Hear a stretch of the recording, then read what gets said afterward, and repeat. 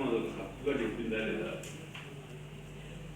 దాన్ని ఎట్లా ఎన్ఫోర్స్ చేయొచ్చు, దాన్ని వేటికి అన్వయించుకోవచ్చు అనేది ఈ ప్రశ్న. మనం జీవించే హక్కు చెప్పింది రాజ్యాంగం 21వ అధికరణం ద్వారా. 19 నుంచి 22 అధికరణాల వరకు అభిప్రాయ స్వేచ్ఛ, తర్వాత జీవించే హక్కు, దానికి ఏమైనా అపవాదాలు ఉంటే అవి వాటిని వివరణ అంతా కూడా 19 నుంచి 22 వరకు ఉంటుంది.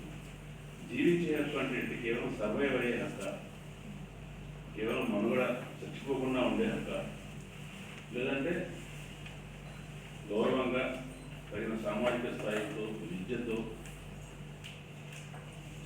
ఆర్థికంగా సరిపోవడానికి, ఆర్థికంగా మనుగడ సాగించడానికి, అన్ని రకాల జీవన వ్యాపారాన్ని కొనసాగించడానికి మనకు కావాల్సినటువంటి ఆర్థిక వసతి వనరులు ఉండటం, వీటన్నిటితో పాటు జీవించడమా అనే ప్రశ్న వచ్చినప్పుడు ప్రపంచంలో చాలా దేశాలు ఈ డిగ్నిటీ అనే దాన్ని తమ రాజ్యాంగంలో చేర్చుకున్నాయి. అది ముఖ్యంగా 2వ ప్రపంచ యుద్ధ కాలంలో జర్మనీలో, ముఖ్యంగా ఫాసిస్ట్ దేశాలన్నింటిలో, జర్మనీలో కానీ ఇటలీలో కానీ వీటన్ని చోట్ల మనుషులను చూసిన పద్ధతి, యూదులను చూసిన పద్ధతి కావచ్చు, మనుషులను హింసించిన పద్ధతి, దాంట్లో చాలా మానవీయ విలువలు అనేది పూర్తిగా హీనమైన స్థితిలో ఉండి ఆ హ్యూమన్ డిగ్నిటీ అనేది ప్రశ్నగా వచ్చింది. అందువల్ల 2వ ప్రపంచ యుద్ధం తర్వాత అనేక రాజ్యాంగాల్లో ఈ డిగ్నిటీ అనే దాన్ని చేర్చారు.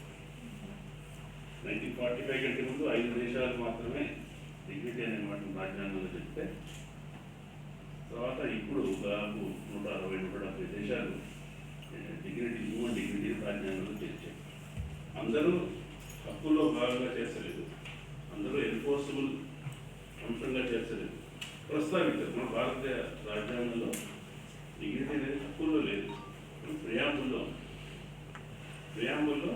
డిగ్నిటీ ఆఫ్ ద ఇండివిజువల్ ఉంది. కానీ ఆ డిగ్నిటీ ఆఫ్ ద ఇండివిజువల్ అనే దాన్ని మనం చాలా విస్తరించి ఎక్కడెక్కడ అన్వయించవచ్చు అని చెప్పడానికి అనేక కోర్టు తీర్పులు వచ్చినాయి. రాజ్యాంగంలో సూత్రప్రాయంగా ప్రస్తావసంగా చెప్పిన అనేక అంశాలను తర్వాత కాలంలో న్యాయ వ్యవస్థ వ్యాఖ్యానించింది, దాన్ని విస్తరించింది, మీరు ఇట్లా అర్థం చేసుకోవాలని చెప్పింది. కాబట్టి అట్లా ఆ రకంగా మన దగ్గర కూడా డిగ్నిటీ అనేది హక్కుగా విద్యా హక్కు వచ్చింది. అట్లాగే రైట్ టు ఇన్ఫర్మేషన్ ఉంది. ఇవన్నీ ఎట్లా వచ్చాయి అంటే మనుషులు కేవలం సర్వైవ్ కావడమే కాదు, మనుషులు కేవలం ఉనికిలో ఉండటమే కాదు, మనుషులు గౌరవప్రదమైన జీవితాన్ని గడపాలి, ఫుల్ఫిల్మెంట్ అనేది ఉండాలి.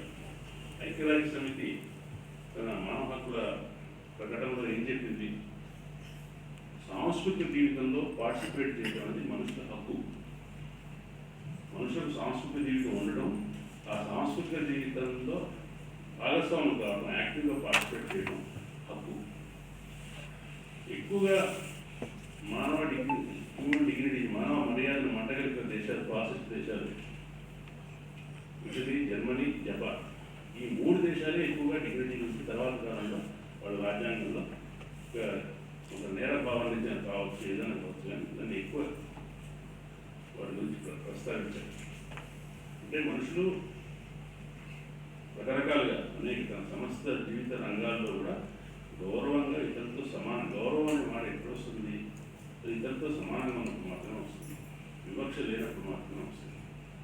సమాజంలో కొంతమందికి, సమాజంలో అందుబాటులో ఉన్న అన్ని సదుపాయాలు అందరికీ యాక్సెస్ ఉన్నప్పుడు మాత్రమే వస్తుంది. ఇటువంటి సమానత్వం కలిగిన దశ నుంచి దాన్ని అందుకోవడానికి ఉండేటువంటి దాన్ని వాళ్ళు ఎన్ఫోర్స్ చేసుకుని కోర్టు ద్వారా కానీ, చట్టం ద్వారా కానీ, రాజకీయం ద్వారా కానీ, ప్రభుత్వం ద్వారా కానీ వాటిని సాధించుకునే ప్రయత్నం చేస్తున్నప్పుడు ఆ సమాజం చాలా వైబ్రెంట్గా ఉంటుంది. కానీ మనం ఇవాళ జీవించే హక్కు దాన్ని ఎంతవరకు తీసుకెళ్ళామంటే మరణంలో కూడా మనిషికి డిగ్నిటీ ఉండాలి. మనిషి గౌరవపూర్వకంగా చనిపోవడం. ఈ మధ్య మనం చూసాం, ఒక విప్లవ నాయకుడి అంత్యక్రియ విషయంలో వివాదం జరిగింది. ఆ మనిషికి, ఆ నాయకుడికి దక్కవలసినటువంటి మానవ మర్యాద దక్కలేదు, ప్రభుత్వం దాన్ని నిరాకరించింది. ప్రజలిచ్చే గౌరవం వచ్చి ఉండవచ్చు, కానీ అధికారికంగా వచ్చే గౌరవం రాలేదు. ఎందుకు మనం మాట్లాడుతున్నాం? ఒక మృతదేహానికి గౌరవం ఉంటుందా? మృతదేహానికి కూడా గౌరవం, ఎందుకంటే ఆ మృతదేహం ఒకప్పుడు సజీవంగా ఉన్న మనిషి, మనలో బతికిన మనిషి, ఆ మనిషికి ఇవ్వాల్సిన గౌరవం ఇవ్వాల్సింది.